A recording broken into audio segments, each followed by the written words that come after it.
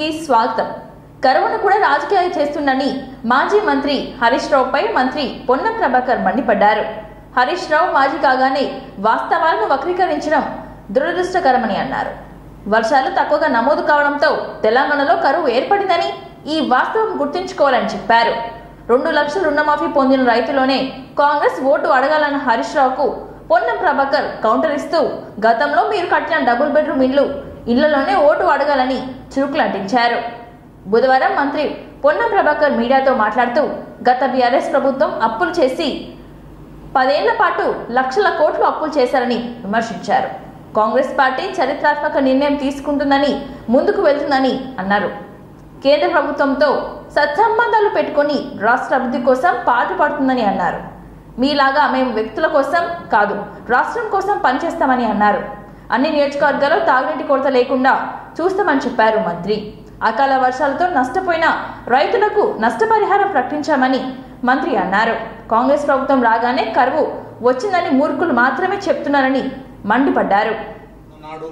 పడ్డ వర్షపాతం ఏంది, దేని ప్రభావం వల్ల ఈరోజు మార్చిలో ఏప్రిల్లో ఇబ్బంది వస్తూ ఉంది అనే అంశాన్ని ప్రజలకు చెప్పాల్సిన అవసరం మా మీద ఉంది. నేను కరువుకు టీఆర్ఎస్ కారణం అంటలే, కరువుకు కాంగ్రెస్ కూడా కారణం కాదు. మేము వచ్చి డిసెంబర్ 3 తర్వాత వర్షాకాలం సీజన్ వర్షాకాలం రాలే.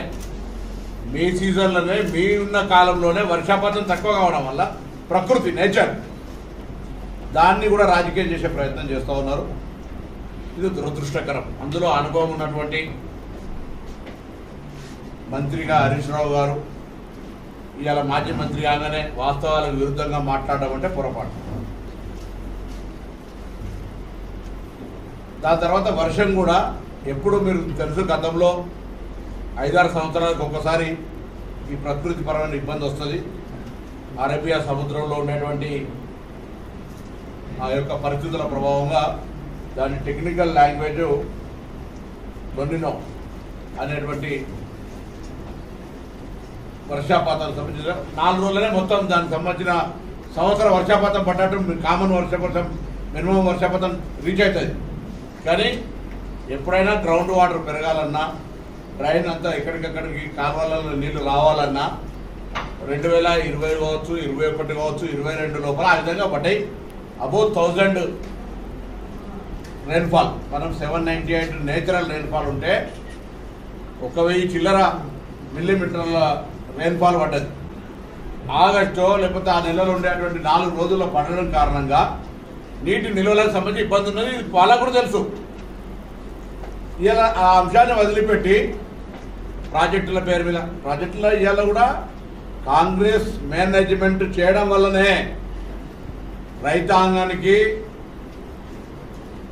నీళ్ళు ఇవ్వడం కావచ్చు, మొత్తం యావత్ తెలంగాణలో నీటి ఎద్దడికి సంబంధించిన సమస్య ఉన్నా వాస్తవంగా ఇలా మార్చి 27వ తారీఖు, 26వ తారీఖు, 28వ తారీఖు సృష్టిస్తున్న ఫోన్ ట్రాపింగ్ వ్యవహారంపై మొదటిసారి స్పందించారు BRS working president MLA KTR. బుధవారం రోజున మల్కాజ్గిరి లోక్సభ నియోజకవర్గ పార్టీ విస్తృత స్థాయి సమావేశంలో కేటీఆర్ పాల్గొన్నారు. కాంగ్రెస్ 6 గ్యారెంటీలను అమలు చేయకుండా 6 గాలిడాలతో కాలం గడుపుతుందని విమర్శించారు.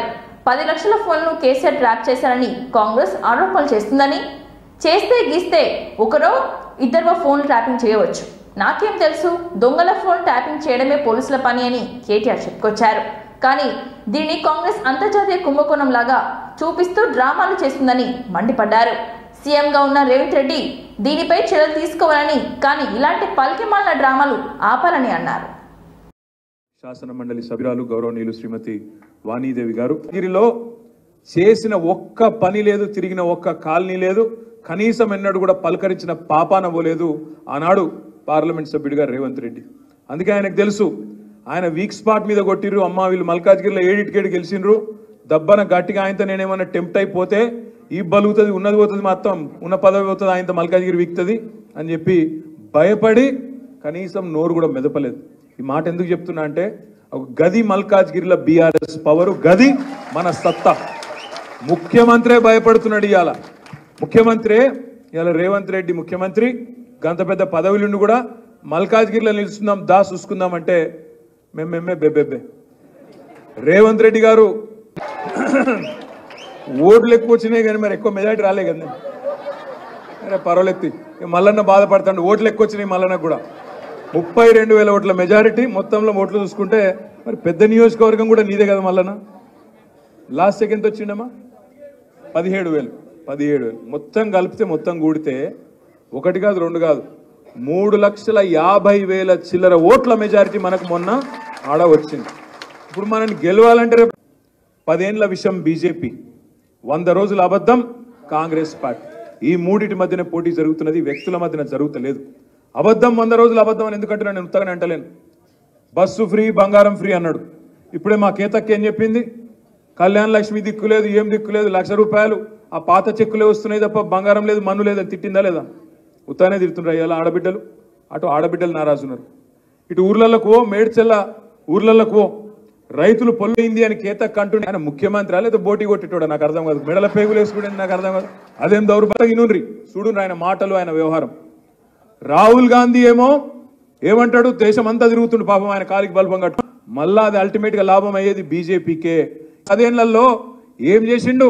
14.5 లక్షల కోట్ల రుణాలు మాఫీ చేసిండు. ఎవరి రుణాలు? బడా బడా. ఒక గులాబీ సైనికుడు మనందరం కూడా నిలబడ్డాం అనుకుని కొట్టాడాలి తప్ప ఒక్క లక్ష్మారెడ్డి అన్న నిలుస్తున్నాడు అన్నారు.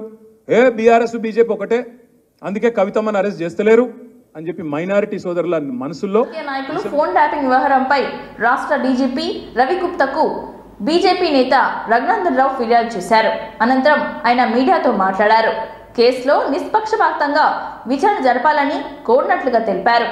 దుబ్బాక, హుజరాబాద్, మనుగోడు ఉప ఎన్నికల్లో ప్రతిపక్ష నాయకుల ఫోన్ ట్యాపింగ్ చేశారు. ఇదే మాట నేను ఉప ఎన్నికల సమయంలో చెప్పాను. 2020 నవంబర్లో నేను చెప్పిందే ఇప్పుడు నిజమైంది. గతంలో సీఎంగా ఉన్న కేసీఆర్ ప్రమేయం లేకుండా పోలీసులు ఫోన్ ట్యాపింగ్ చేయలేరు. ఈ కేసులో తొలి ముద్దాయి కేసీఆర్, రెండో ముద్దాయిగా హరీష్ రావు, మూడో ముద్దాయిగా అప్పటి సిద్దిపేట కలెక్టర్ వెంకట్రామిని తేల్చారు. కల్వకుట్ల కుటుంబానికి ఇందులో ముఖ్య పాత్ర ఉందని అన్నారు. ఒక్కొక్క కేసులో ఎఫ్ఐఆర్ నమోదు చేయాలని డీజీపీని కోరనని చెప్పారు. పారదర్శకంగా విచారణ చేస్తేనే నమ్మకం నాకు ఉందని ఆయన అన్నారు.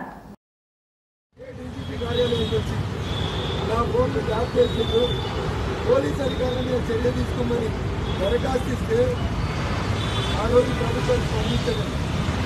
రఘునందన్ రావు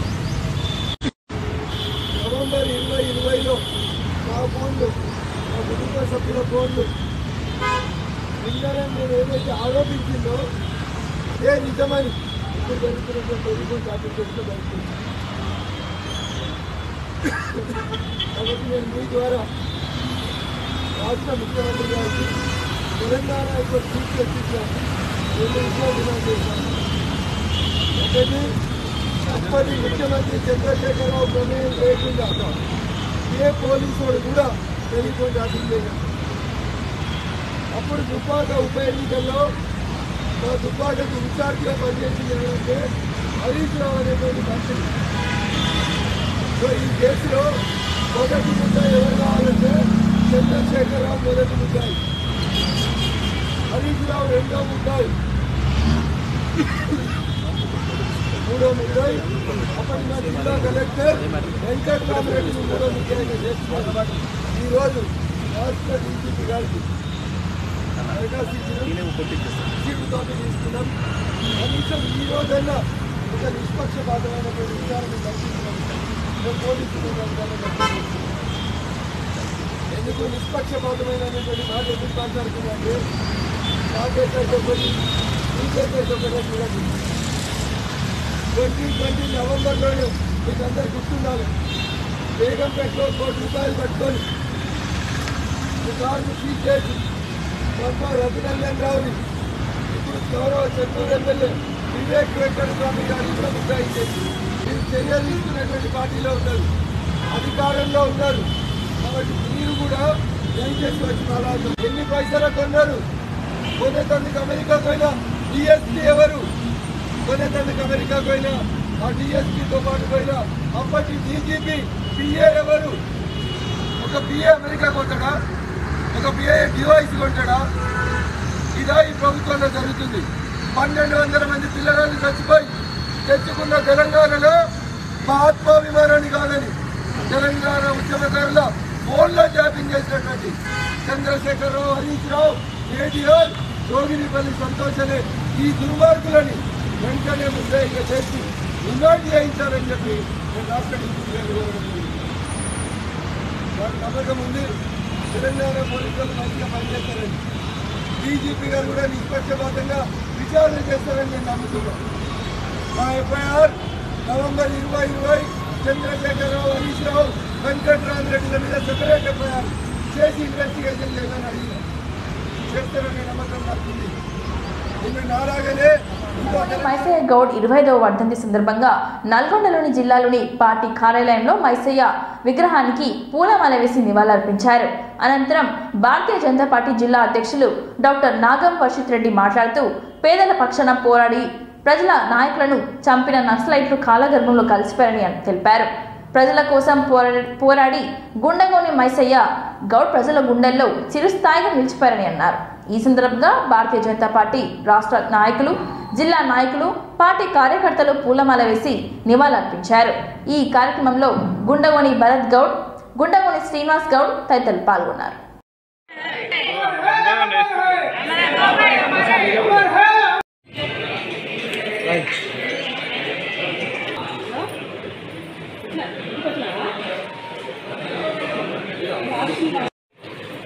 ఒక్కసారి మీరందరూ కూడా భారతీయ జనతా పార్టీ కోసం మీరందరూ కూడా కష్టపడుతున్నారు. ఎప్పుడైతే తెలంగాణలో ఈ నల్లగొండలో మన ప్రభుత్వంలో మనం కూడా భాగస్వామ్యం ఉన్నప్పుడు మనం వారి ఆశయాన్ని సాధించడం అవుతాము.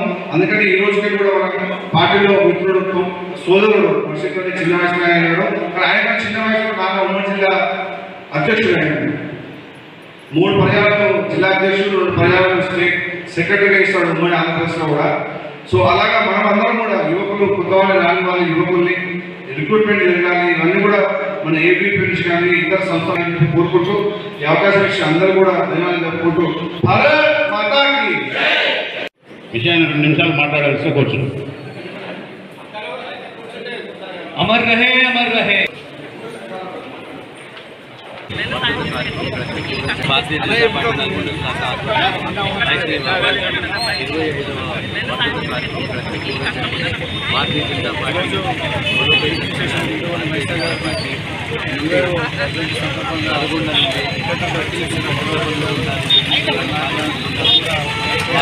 అనేక సంవత్సరాలు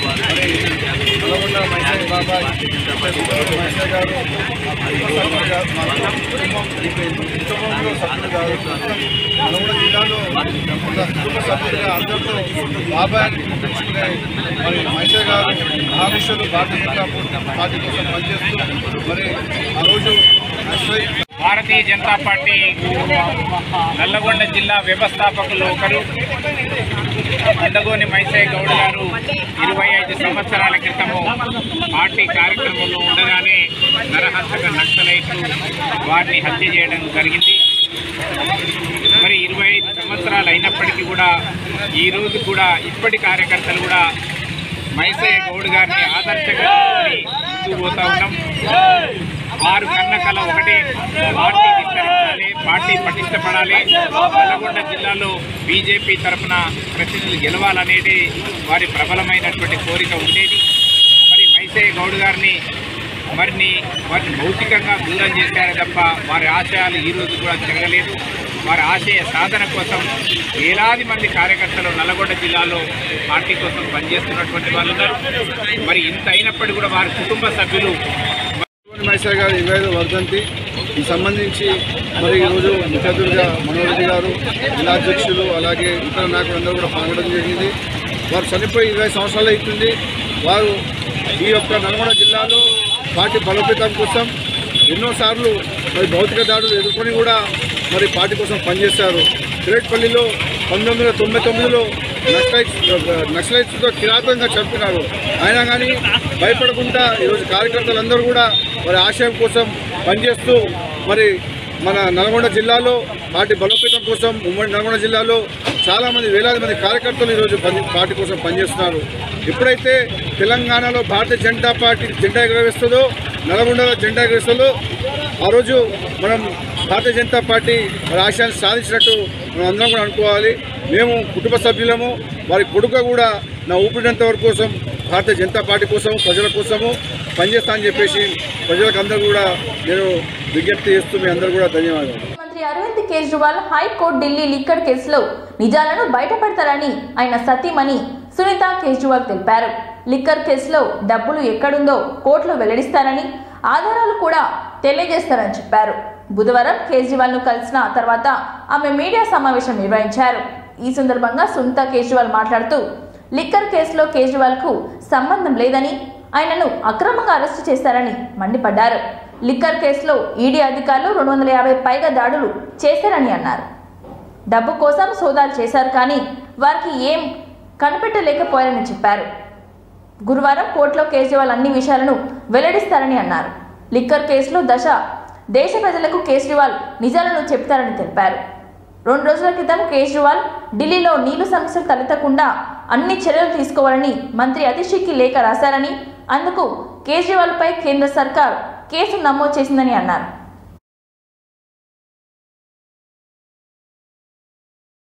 बात पर भी केंद्र सरकार ने आपके सीएम पर केस कर दिया। क्या ये लोग दिल्ली को तबाह करना चाहते हैं? कल शाम में जेल में अरविंद जी से मिलने गई। उन्हें डायबिटीज है, शुगर लेवल ठीक नहीं चल रहे, लेकिन निश्चय दृढ़ है। 2 दिन पहले उन्होंने दिल्ली की जल मंत्री आतिशी जी को संदेश भेजा था कि लोगों की पानी और सीवर की समस्याओं का समाधान किया जाए। बताइए क्या गलत किया? लोगों की समस्याओं का समाधान तो होना ही चाहिए। इस बात पर भी केंद्र सरकार ने आपके सीएम पर केस कर दिया। क्या ये लोग दिल्ली को तबाह करना चाहते हैं? क्या ये लोग चाहते हैं कि लोग अपनी समस्याओं से जूझते रहें? इस बात से अरविंद जी को बेहद पीड़ा हुई है। अरविंद जी ने मुझे एक बात और कही। इस सो कॉल्ड शराब घोटाले की जांच में ईडी ने पिछले 2 साल में 250 से ज्यादा रेड मार लिए।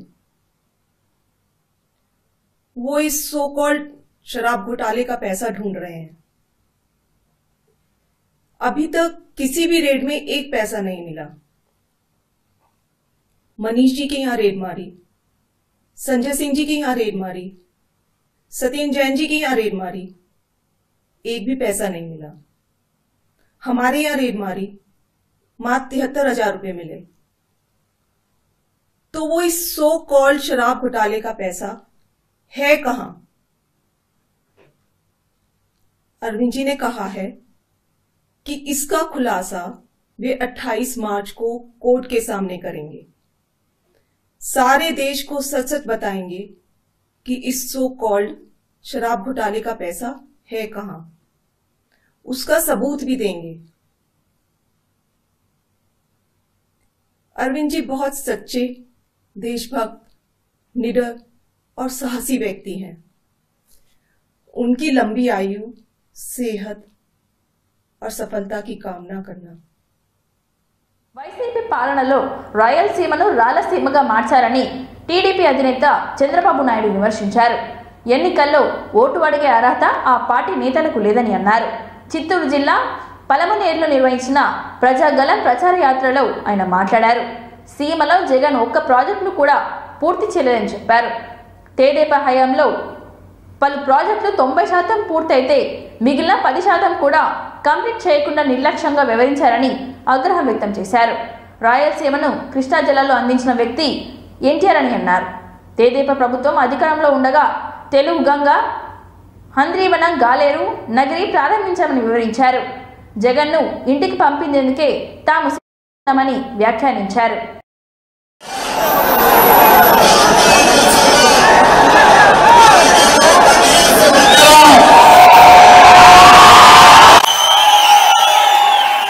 ఎలా నష్టపోయిందో ఒక్కొక్క డిపార్ట్మెంట్ చూస్తే మన రాయలసీమకు ముఖ్యమైన డిపార్ట్మెంట్ ఇరిగేషన్, సాగునీటి ప్రాజెక్టులు.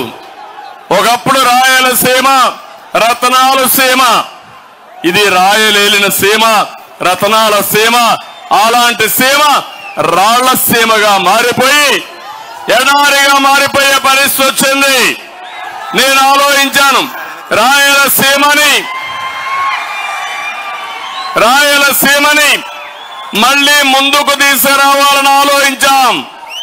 ఒక్కసారి మీరు గుర్తుపెట్టుకుంటే కరువు సీమగా పేరుగొన్న ఈ రాయలసీమని సాగునీటి రంగంలో మార్పులు తెచ్చింది.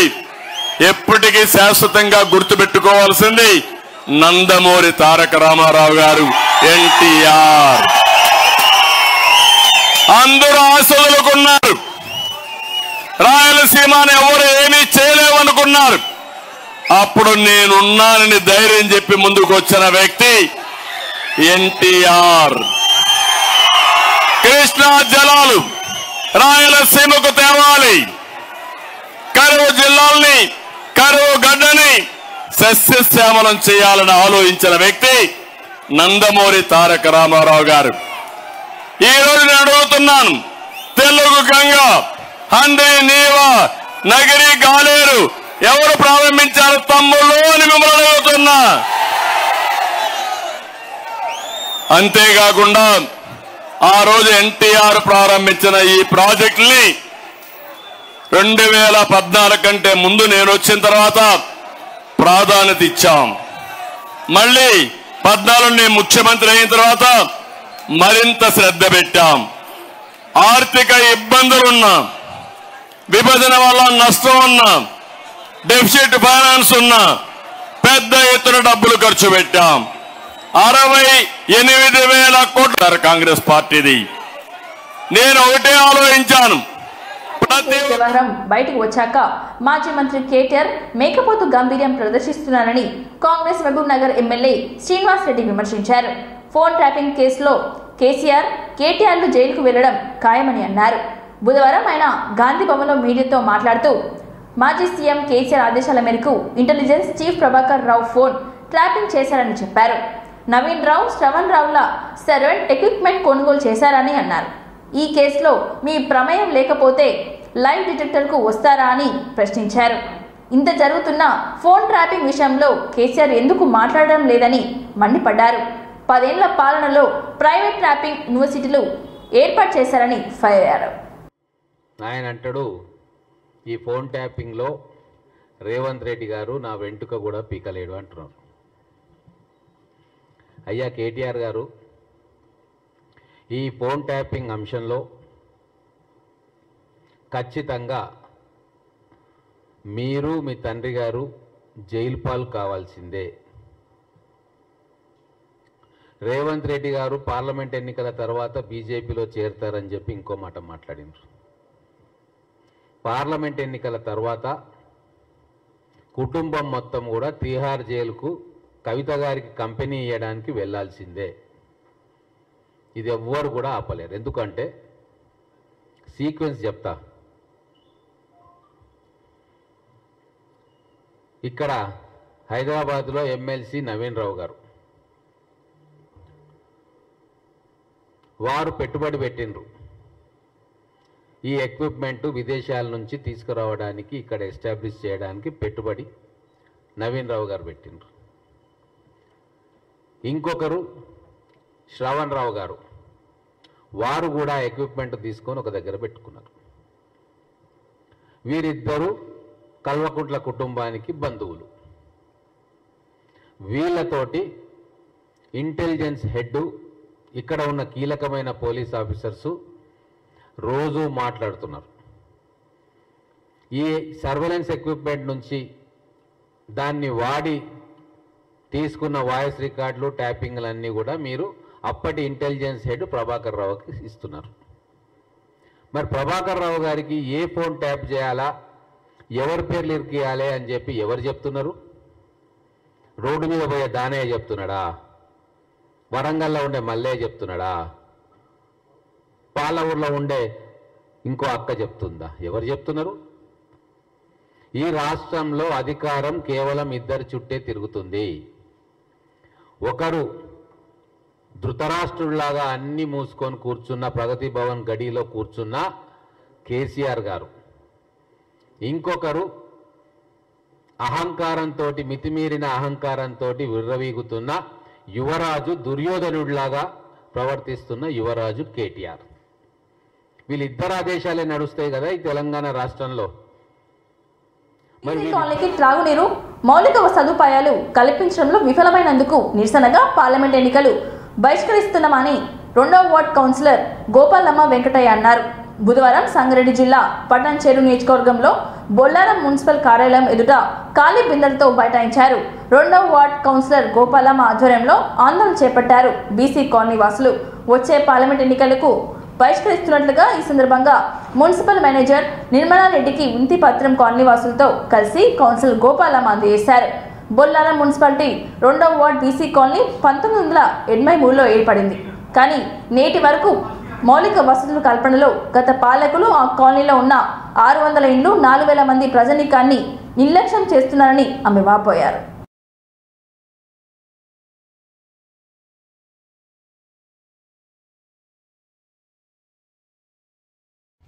మంజీరా వాటర్ లేవు అని అనుకుంటే కనీసం లోకల్ వాటర్ కూడా లేవు.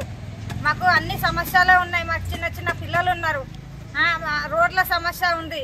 ఏది చేయడం లేదు. మాకు ఇప్పుడు మెయిన్ వాటర్ కావాలి. వాటర్ లేవు. మరి దీని సమస్య ఏంది? ఎవరు పట్టించుకోవడం లేదు. పట్టించుకోకపోతే మరి మేము ఏం చేయాలి? కమిషనర్ గారు పట్టించుకోవాలి కదా. 2 బోర్లు వేయండి. ట్యాంకర్లు పంపిస్తే ట్యాంకర్లు 600 ఇండ్లకు ట్యాంకర్లు ఏం సరిపోతాయి? సరిపోవు కదా. ఉన్నోళ్ళు పట్టుకుంటారు, లేనోళ్ళు ఏం చేస్తారు?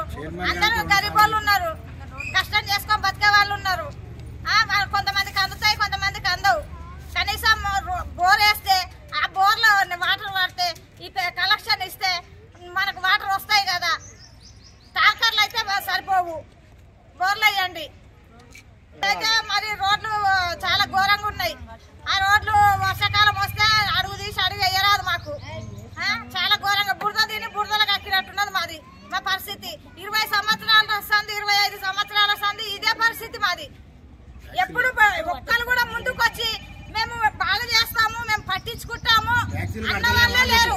కరెంటు బిల్లు కట్టాలా కరెక్ట్ గా, ట్యాక్సులు కట్టాలా కరెక్ట్ గా, అన్ని కట్టాలి మేము కరెక్ట్ గా. వార్తలు సమాప్తం. మరిన్ని వార్తలతో మళ్ళీ కలుద్దాం. చూస్తూనే ఉండండి ఓర్గల్లు 9 నేషనల్ టీవీ.